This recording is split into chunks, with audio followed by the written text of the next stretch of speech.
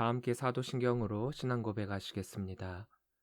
전능하사 천지를 만드신 하나님 아버지를 내가 믿사오며 그 외아들 우리 주 예수 그리스도를 믿사오니 이는 성령으로 잉태하사 동정녀 마리아에게 나시고 본디오 빌라도에게 고난을 받으사 십자가에 못 박혀 죽으시고 장사한 지 사흘 만에 죽은 자 가운데서 다시 살아나시며 하늘에 오르사 전능하신 하나님 우편에 앉아 계시다가 저리로서 산자와 죽은 자를 심판하러 오시리라.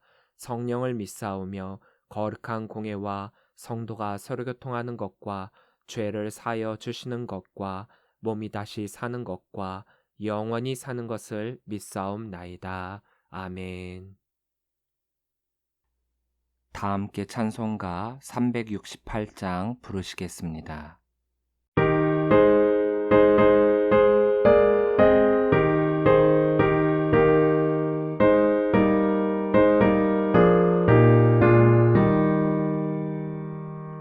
주 예수여 은혜를 내려주사 곧 충만케 하옵소서.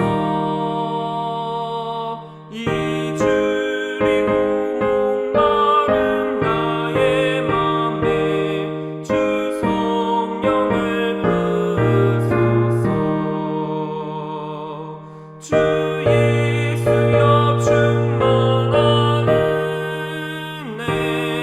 내 영혼에 부으소서. 주 예수만 나의 힘 되고 내 만족함 됩니다. 주 예수여 죄에서 풀어주사 날 정결케 하옵소서. 이 세상의 유혹이 나의 맘에 든 못하게 하옵소서. 주 예수여 충만한 은혜 내 영혼에 부으소서. 주 예수만 나의 힘 되고 내 만족함 됩니다. 옛 야곱의 전사와 씨름하던 그 믿음을 주옵소서. 이 세상의 물결이 흉흉해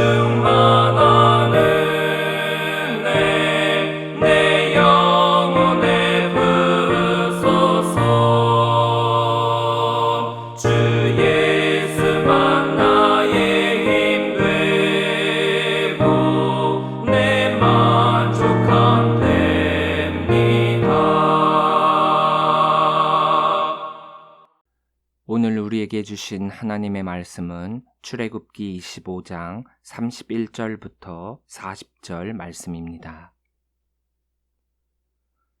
너는 순금으로 등잔대를 쳐 만들되 그 밑판과 줄기와 잔과 꽃받침과 꽃을 한 덩이로 연결하고 가지 6을 등잔대 곁에서 나오게 하되 다른 3가지는 이쪽으로 나오고 다른 3가지는 저쪽으로 나오게 하며 이쪽 가지에 살구꽃 형상의 잔 셋과 꽃받침과 꽃이 있게 하고 저쪽 가지에도 살구꽃 형상의 잔 셋과 꽃받침과 꽃이 있게 하여 등잔대에서 나온 가지 6을 갖게 할지며 등잔대 줄기에는 살구꽃 형상의 잔넷과 꽃받침과 꽃이 있게 하고 등잔대에서 나온 가지 6을 위하여 꽃받침이 있게 하되 2가지 아래에 한 꽃받침이 있어 줄기와 연결하며 또 2가지 아래에 한 꽃받침이 있어 줄기와 연결하게 하고 그 꽃받침과 가지를 줄기와 연결하여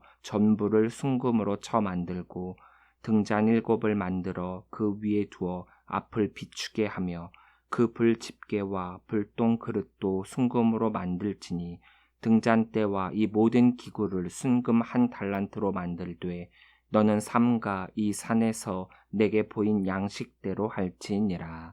아멘. 할렐루야. 예담교회 주일 예배에 오신 우리 성도님들을 주의 이름으로 사랑하고 축복합니다. 오늘 우리가 함께 나눌 말씀은 성소의 기구들 중 등잔대에 해당하는 말씀입니다. 이 등잔대는 여호와의 임재를 상징하고 있습니다. 등잔대가 발하는 빛은 성소를 밝게 비추는 것도 있지만 하나님의 현현을 의미하기도 합니다. 즉 등잔대는 거기서 나오는 빛을 상기시키므로 여호와께서 살아계셔서 이스라엘 백성들 가운데 역사하신다라는 사실을 입증해주고 있습니다. 31절입니다. 너는 순금으로 등잔대를 쳐 만들되 그 밑판과 줄기와 잔과 꽃받침과 꽃을 한 덩이로 연결하고. 등잔대로 해석된 메노라트는 촛대, 등대, 등잔으로 번역되는 메노라의 연계형입니다. 이 등잔대는 밑판과 줄기와 잔과 꽃받침과 꽃으로 이루어져 있고 각 부분이 따로 제작되어 결합이 된 것이 아니라 한 덩이 순금으로 만들어졌습니다. 이 등잔대는 성소 입구에서 안을 들여다보았을 때 이 왼편에 위치하였는데 오른편에는 저희가 지난주에 말씀을 나눈 떡상, 진설병상이 있어서 이 둘은 서로 마주보는 위치에 있습니다. 이 등잔대는 휘장과 덮개로 어두운 성소 안을 환하게 밝혀주는 역할을 하고 있습니다. 그래서 이러한 특성으로 인해 이 등잔대는 빛과 진리 되시는 예수 그리스도와 그 사역을 예표하는 것으로 해석이 됩니다. 이 등잔대는 제사장이 저녁 상번제 때 불을 점화하고 다음날 아침 상번제 때 불을 소등하였으므로 밤 동안은 성소 안에 항상 등불이 타올랐습니다. 32절입니다. 가지 6을 등잔대 곁에서 나오게 하되 다른 3가지는 이쪽으로 나오고 다른 3가지는 저쪽으로 나오게 하며. 가지로 해석된 카님은 줄기, 가지, 장대란 뜻을 가진 카네의 복수형입니다. 등대 한가운데 이렇게 줄기가 있는데 이 줄기 한편으로 각각 3개씩 6개가 대칭형으로 이루어 뻗어가지고 마치 가지 모양의 형상을 하게 됩니다. 33절입니다. 이쪽 가지에 살구꽃 형상의 잔셋과 꽃받침과 꽃이 있게 하고 저쪽 가지에도 살구꽃 형상의 잔셋과 꽃받침과 꽃이 있게 하여 등잔대에서 나온 가지 6을 갖게 할지며. 잔으로 해석된 개비임은 볼록하다라는 말에서 유래하여 잔이란 뜻을 갖고 있는 개비아의 복수형입니다. 여기에서의 잔은 우리가 흔히 생각하는 물잔이 아니라 속이 빈 파이프 형태의 줄기 부분을 뜻합니다. 살구꽃 형상의 잔셋과 꽃받침과 꽃이라고 말해서 각각 이 3가지가 다른 별개의 것으로 보여지지만 실제로는 꽃받침과 꽃은 살구꽃 모양의 잔을 이루고 있는 부분입니다. 그러니까 이 부분을 좀 더 명확하게 표현을 한다라고 하면은 꽃받침과 꽃으로 이루어진 살구꽃 형상의 잔셋이라고 하면 됩니다. 34절입니다. 등잔대 줄기에는 살구꽃 형상의 잔넷과 꽃받침과 꽃이 있게 하고. 원래 원어에는 줄기라는 말이 없습니다. 하지만 양 옆으로 뻗은 가지들과 구분을 하기 위해 가운데 이 줄기라는 단어를 삽입하여서 번역을 하고 있습니다.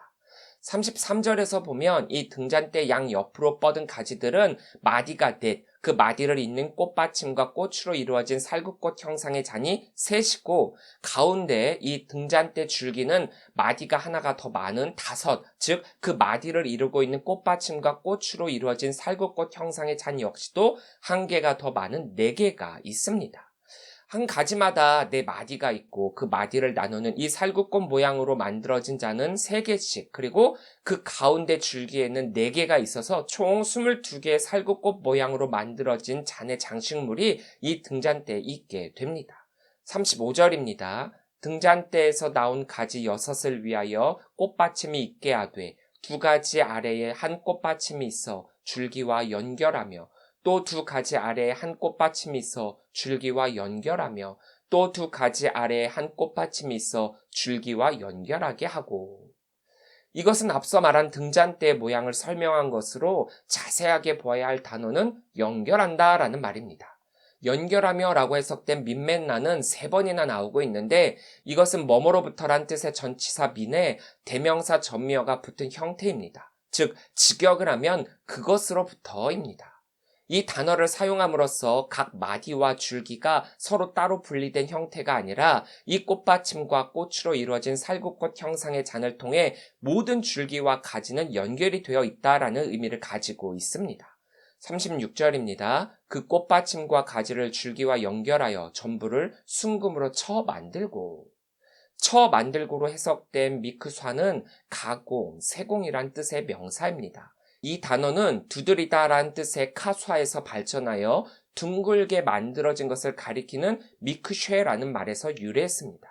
성경에서 이 단어를 사용할 때는 주로 정교한 금속 세공물과 관련하여 사용이 되었는데, 망치로 금이나 은 등의 금속을 두들겨 넓고 둥글게 편 다음에 뾰족한 도구를 사용해서 얇은 금속판을 세밀하게 가공할 때 이 단어를 사용했습니다.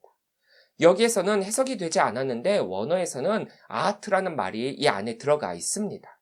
이 아하트는 하나라는 의미가 있습니다. 이 모든 것들을 쳐서 만드는데 한 덩이의 순금으로 쳐서 만든다라는 뜻입니다. 이 모든 것을 순금으로 쳐서 만드는 이 세공술도 엄청난데, 중요한 것은 이 등잔대가 등잔, 줄기, 가지, 잔 등등이 작은 부품으로 만들어진 뒤 하나로 결합되는 것이 아니라 아예 처음부터 하나의 순금덩어리를 망치로 쳐서 만든다는 것이 더욱 중요합니다. 하나의 밑판, 그 위에 곧게 뻗은 하나의 줄기, 그리고 그 줄기 양옆으로 뻗은 6개의 가지, 또 가지와 가지 사이 마디마디에 장식된 22개의 살구꽃 모양의 잔, 그리고 그 6가지와 한 줄기 위에 있는 7개의 등잔이 서로 따로따로 분리되어 만들어지고 나중에 조합되는 것이 아니라 처음부터 단 하나의 금덩어리를 망치로 쳐서 늘어뜨려 한 몸을 이루도록 만들었다라는 것. 참 대단하지 않습니까? 이렇게 하나의 금덩어리로부터 등잔대를 만들도록 한 이유가 있습니다. 요한복음 15장 5절에 이런 말씀이 있죠. 나는 포도나무요, 너희는 가지라. 그가 내 안에, 내가 그 안에 거하면 사람이 열매를 많이 맺나니 나를 떠나서는 너희가 아무것도 할 수 없음이라. 각각을 따로 만들어서 나중에 조합을 하라고 하시는 것이 아니라 이 등잔대의 가지가 줄기로부터 뻗어나와 한 몸체가 되게 만들라는 하나님의 이 말씀은 예수 그리스도를 중심으로 우리가 그분과 한 몸을 이루어 그리스도로부터 긴밀하게 연결되어야만 진리의 빛을 널리 드러낼 수 있음을 예표하고 있습니다. 예수님을 떠나서는 열매를 맺을 수 없듯 등잔대가 하나로 연결되지 아니하면 그 역할을 제대로 수행할 수 없음을 말씀하시고 계시는 겁니다. 37절입니다. 등잔 7을 만들어 그 위에 두어 앞을 비추게 하며. 등잔으로 해석된 네로테아는 등불, 등잔이란 의미를 가진 니르가 원형입니다. 이것은 앞서 잔으로 나왔던 게비아와는 구분되는 것으로 실제로 등불을 타오르게 하는 심지가 있는 등잔 그 자체를 가리킵니다. 이것이 이 등잔대의 핵심을 이루는 부분으로 가운데 있는 한 개의 줄기와 6개의 가지 제일 꼭대기에 위치하여 총 7개의 등잔을 가지게 됩니다. 이것까지 포함하여 등잔대는 완성이 됩니다. 그리고 이 등잔대의 목적을 설명하는 것이 바로 웨이르입니다. 웨이르는 밝다, 비추다라는 뜻을 가진 오르의 사역 능동형의 접속사 와우가 결합된 형태로 그리고 그것이 비추게 하다라는 뜻입니다. 마태복음 5장 14절부터 15절에서 너희는 세상의 빛이라 산 위에 있는 동네가 숨겨지지 못할 것이요 사람이 등불을 켜서 말 아래에 두지 아니하고 등경 위에 두나니 이러므로 집안 모든 사람에게 빛이 느니라 라고 했습니다. 이 등잔대가 성소 전체를 환하게 비추듯이 주의 백성된 우리가 빛으로서의 역할로 이 어둡고 타락한 세상을 향해 그리스도의 빛을 밝게 비춰야 할 사명이 있음을 뜻하고 있습니다. 38절부터 39절입니다. 그 불집게와 불똥 그릇도 순금으로 만들지니 등잔대와 이 모든 기구를 순금 1달란트로 만들되 불집게로 해석된 우말르카야는 불젓가락, 화저라는 뜻을 지닌 메르카우가 원형으로 심지 자르는 가위를 가리키고 있습니다. 그러니까 이 불집게는 등잔의 심지가 다 탔을 때 이를 자르고 정리하는 도구입니다. 불똥그릇으로 해석된 음아우토테아의 원형은 마흐타로 취하다, 가져가다라는 의미가 있는 하타에서 유래하여 문자적으로는 취하는 것, 옮기는 것이란 의미가 있습니다. 이 불똥그릇은 등잔에 다 탄 심지를 담아 옮기는 데 사용되었습니다.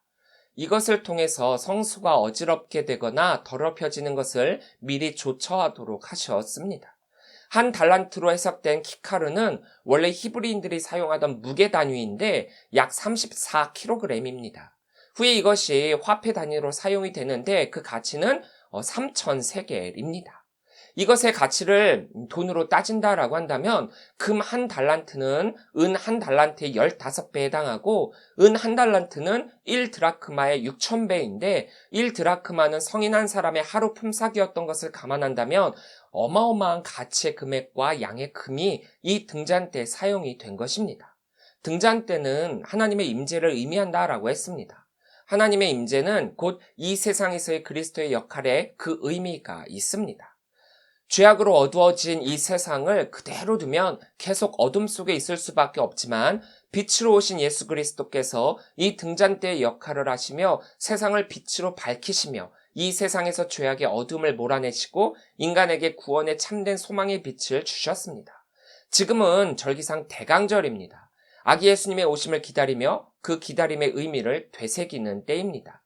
신이신 하나님께서 인간의 몸을 입고 이 땅에 오셔야만 했던 이유는 애굽의 노예 생활 가운데 절망하며 신음하고 부르짖으며 외쳐 구원을 바랬던 이스라엘에게 친히 찾아오셔서 그들을 구원해 주셨듯이 어두움에 가득 차고 그냥 내버려 두면 멸망으로 치달을 수밖에 없는 이 세상을 구원해 주시기 위해 기꺼이 인간의 몸을 입고 이 땅에 오셨던 것입니다. 인류를 향해 비춰지는 빛, 누구든지 이 빛을 영접하기만 하면 그 빛은 찾아와 주시고 죄악의 어둠을 몰아내고 누구든지 소망이 있는 새로운 삶을 시작할 수 있게 해 주십니다. 우리가 이 빛을 떠나서는 살 수 없습니다. 생수의 강이 그 목마름을 해결해 주어 결코 목마름이 없는 삶을 살게 해주는 것처럼 우리의 생명이신 이 빛이 우리를 어둠 가운데서 생명으로 옮겨 살 수 있도록 이끌어 주십니다. 자, 이제 우리는 예수 그리스도의 빛으로 말미암아 더 이상 어둠 속에 헤매지 않아도 되게 되었습니다. 그렇다면 우리는 이제 우리들에게 주어진 사명을 감당해야 할 때입니다. 그것은 바로 예수님께서 빛으로 우리를 비춰주셨듯 우리 역시 빛으로서의 역할을 감당해야 한다는 것입니다. 예수님은 우리들에게 너희는 세상의 빛이다 라고 하셨습니다. 각 성도가 이 세상에서 빛으로서의 역할을 잘 감당하여 세상 사람들 역시 어둠 속에 있지 않고 빛의 삶을 살 수 있도록 이끄는 역할을 해야 한다라는 뜻입니다. 이끄는 삶이란 이끌리는 삶이 절대 아닙니다. 세상 사람들이 우리를 보고 따라오도록 해야지 우리가 그들을 따라가서는 안 된다라는 것입니다. 우리가 그들을 따라가다 보면 우리가 그들을 밝히는 것이 아니라 우리의 빛이 그들로 인해서 도리어 서서히 꺼져갈 수도 있는 위험에 처할 수도 있습니다.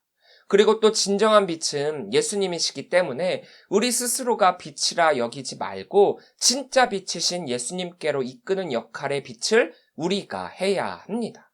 우리는 비춰진 빛이지 스스로 빛을 발하는 빛이 아니기 때문입니다.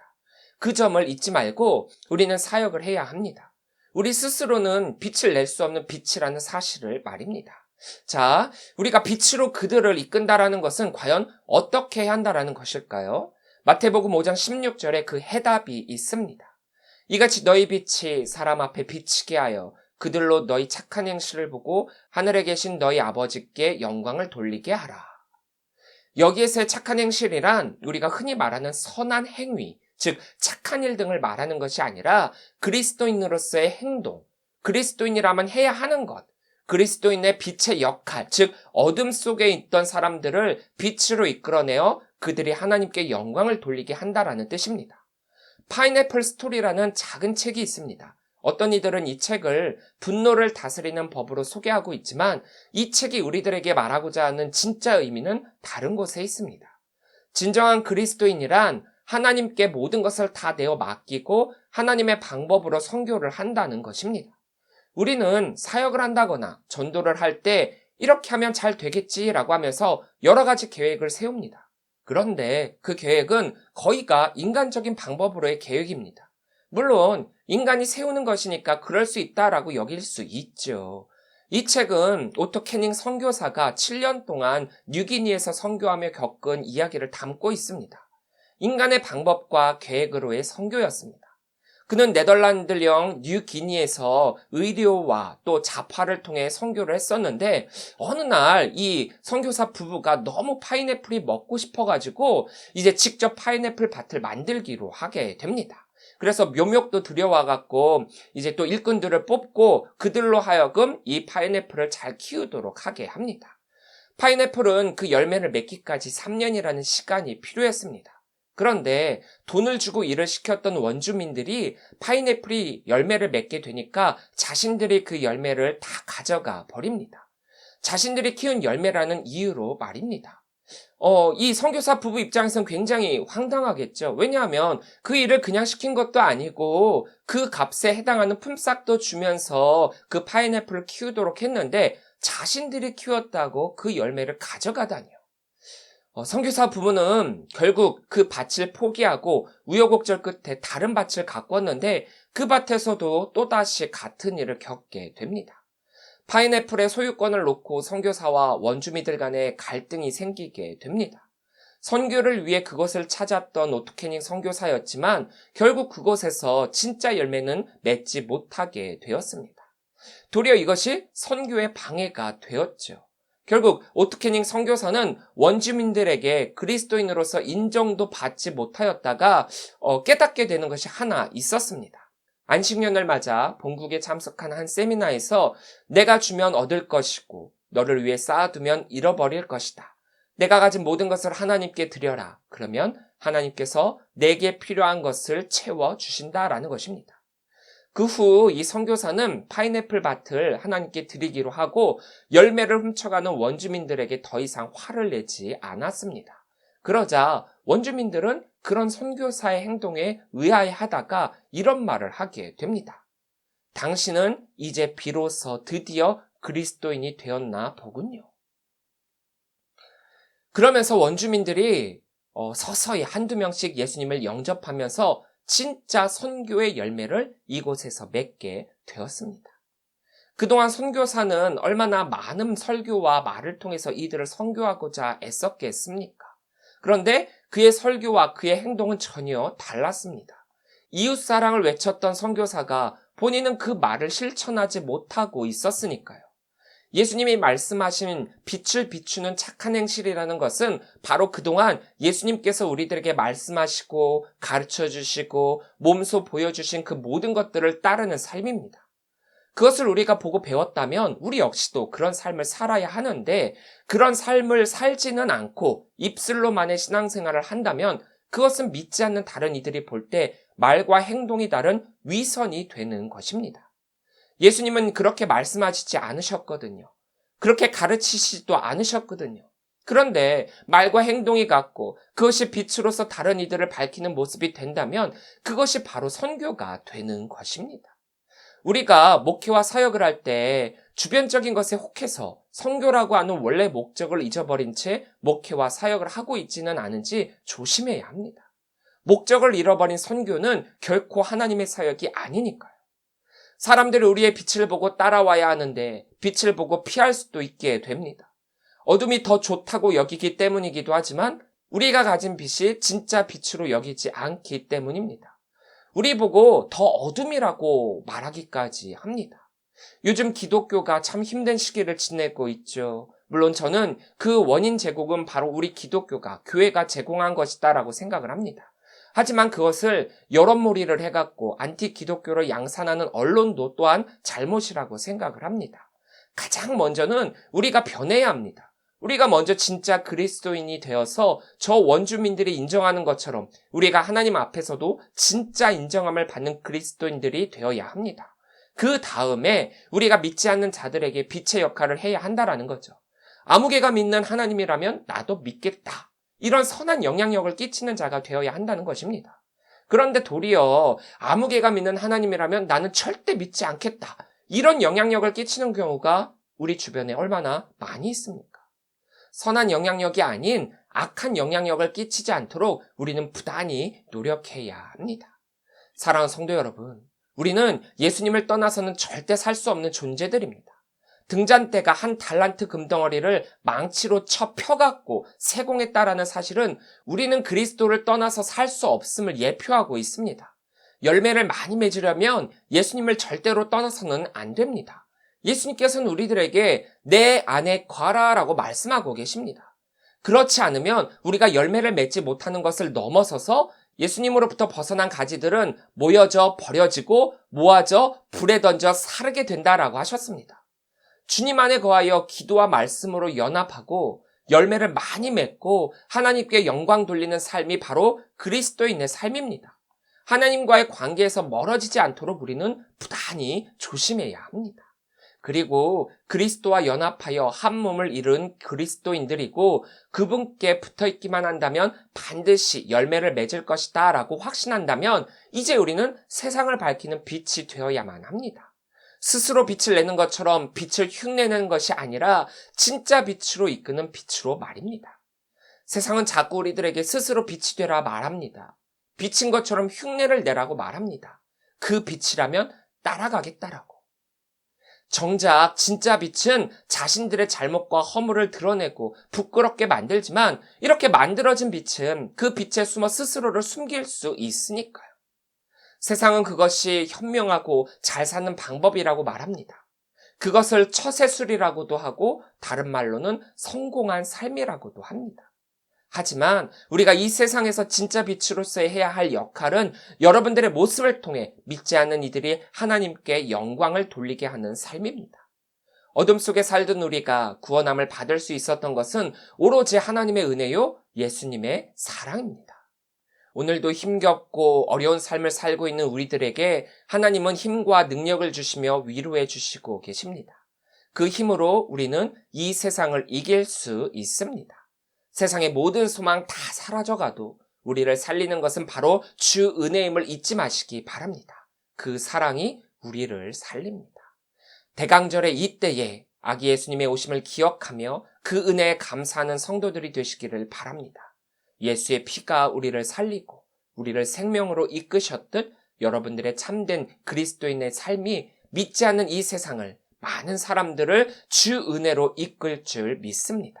그래서 주님의 은혜가 살아가는 이 세상 가운데 가득하기를 소망하고 그 빛을 온전히 이 세상 가운데 비추시는 성도들이 되시기를 주의 이름으로 간절히 축원합니다.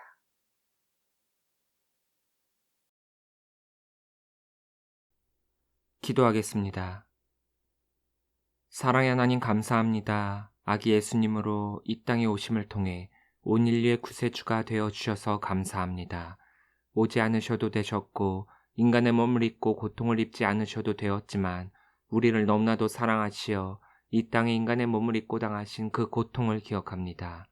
아기 예수님의 오심을 막연하게 기뻐하고 즐거워하는 12월이 되는 것이 아니라 그 뒤에 숨겨진 우리를 향한 사랑에 감사하며 묵상하고 진짜 그리스도인으로서의 삶을 살아가기로 결단하는 12월과 성도들이 되게 하여 주옵소서. 우리들에게 말씀하신 빛으로서의 삶이 우리 성도의 삶임에도 불구하고 많은 이들이 빛으로서 세상을 밝히는 것이 아니라 도리어 세상을 더 어둡게 만들고 있고 손가락질을 당하고 있는 너무나도 안타까운 현실을 살아가고 있습니다. 이럴 때일수록 우리가 더욱 깨어 기도하고 헌신하며 우리의 행실로 그들이 하나님께 영광을 돌리는 삶이 될 수 있도록 참된 그리스도인의 모습을 나타내는 성도들이 되게 하여 주옵소서. 우리는 부족합니다. 너무나도 약합니다. 그래서 한시라도 주님의 곁을 떠나서는 살 수 없습니다. 영적으로 많이 해이해지고 육적으로도 불편함을 멀리하고자 하는 나태함 속에 살아가고 있습니다. 대강절을 맞이하여 우리가 우리의 신앙을 더욱 되새기면서 흐트러진 우리의 신앙을 다시금 부여잡고 2021년을 마무리하며 2022년을 맞이하게 하여 주옵소서. 위드 코로나로 일상생활로의 회복을 준비하고 있었지만 연말이 되면서 확진자의 수가 급증하고 변이로 인해서 걱정하고 있는 때입니다. 주님께서 이 어려운 시기를 극복할 수 있도록 하여 주시고 이번 일로 인해 우리 교회가 더욱 성숙해질 수 있도록 하여 주옵소서. 아픔과 고통, 두려움과 떨림의 모든 것들을 주님께서 붙들어 주심에 회복시켜 주옵소서. 주님의 때를 기다립니다. 주님의 방법을 고대합니다. 주님께서 이끄심을 믿습니다.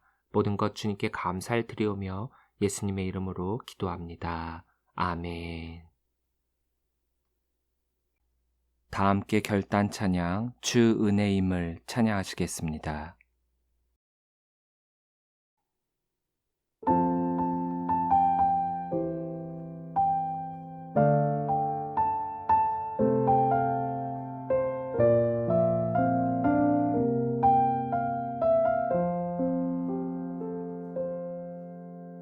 주 나의 모습 보네 상한 나의 맘 보시네 주 나의 눈물 안에 홀로 울던 맘 아시네 주 사랑 내게 있네 그 사랑이 날 채우네 주 은혜 내게 있네 그 은혜로 날 세우네 세상 소망 다 사라져가도 주의 사랑은 끝이 없으니 살아가는 이 모든 순간이 주 은혜임을 나는 믿네 주 사랑 내게 있네 그 사랑이 날 채우네 주 은혜 내게 있네 그 은혜로 날 세우네 세상 소망 다 사라져가도 주의 사랑은 끝이 없으니 살아가는 이 모든 순간이 주 은혜임을 나는 믿네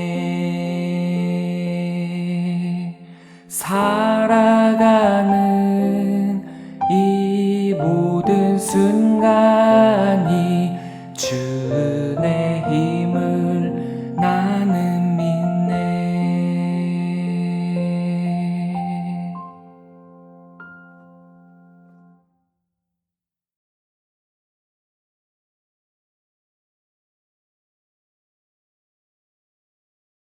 이제는 우리 주 예수 그리스도의 은혜와 무한하신 아버지 하나님의 그 크신 사랑하심과 성령님의 감화감동 역사 교통하심이 우리를 빛으로 부르시고 그 빛으로 새 삶을 살라 말씀하신 그 말씀대로 예수님의 삶을 본받고 그 삶대로 살아감을 통하여서 우리들의 모습과 행실로 많은 이들이 그리스도께로 돌아오게 하나님께 영광 돌리는 삶을 살도록 하는 그 삶을 살기로 결단하는 우리 모든 성도들 머리머리 위에 지금으로부터 영원토록 함께 하시기를 간절히 축원하옵나이다. 아멘.